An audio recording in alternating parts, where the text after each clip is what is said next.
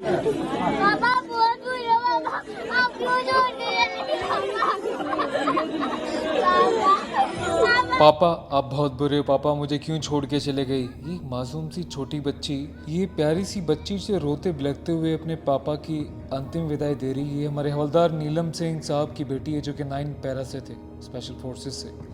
अभी आप ही को याद होगा कुछ दिनों पहले क्या हुआ था। पुंछ में हमारे 5 जवान वीर गति को प्राप्त हो गए थे, जब बुज़दिल पाकिस्तानी आतंकवादियों ने एक आर्मी के ट्रक में वहाँ पे ग्रेनेड वगैरह फेंक दिया था। और आपको याद दिला दूँ कि ये ट्रक वही था जिसमें कि इफ्तियार के लिए फल लेकर हमारी सेना जा रही थी। सुबह सुबह खबर मिली कि कांदी के जंगलों में आतंकवादी छिपे बैठे हैं। तभी भारतीय सेना अपने जवानों के साथ पूरा एरिया कॉर्डन ऑफ कर लेती है। तकरीबन 7:30 बजे सुबह का समय था 5 मई को।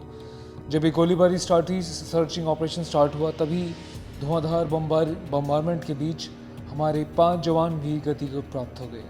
तो जंगल भाटा धुरिया राजौरी सेक्टर का मामला है, जम्मू एंड कश्मीर का।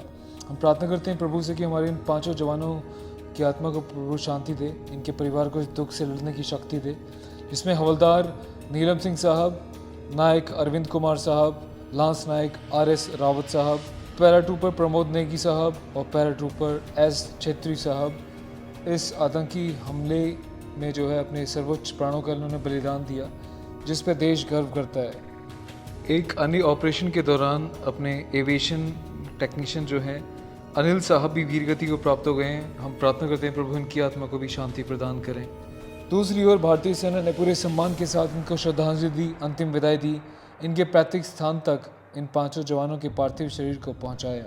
दूसरी ओर मैं आपको एक बात और बताना चाहूँगा कि इस एनकाउंटर के दौरान हमारी भारतीय सेना ने 5 आतंकियों को मार गिराया है। उनके शरीर की हालत इतनी जो है क्षतिग्रस्त कर दी है कि मैं आपको अपने इस पेज पर दिखा भी नहीं सकता। तो आप जाके हमारे Telegram page team royal soldier, आप टेलीग्राम पे सर्च कीजिएगा, अपने इस चैनल का भी हिस्सा बनेगा, सब्सक्राइब कीजिएगा और तमाम अपडेट्स वहाँ पे देखिएगा जो हम यहाँ पर अपडेट नहीं कर पाते हैं।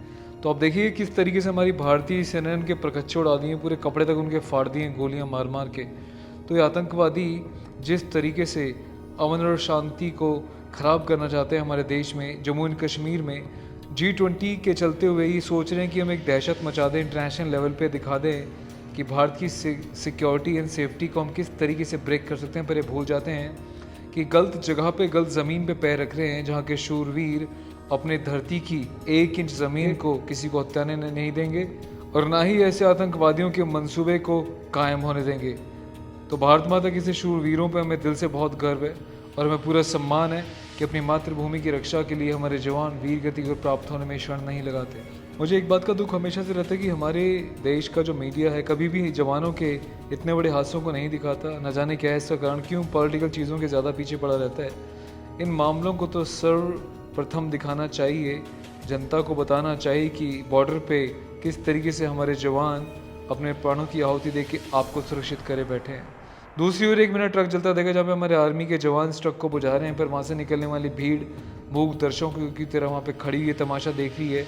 यदि 20 गाड़ियाँ भी रुक के अपनी गाड़ियों से फायर एक्सटिंग्विशर्स निकाल के आग को बुझाती तो हमारे जवानों का ट्रक जलने से बच गया होता।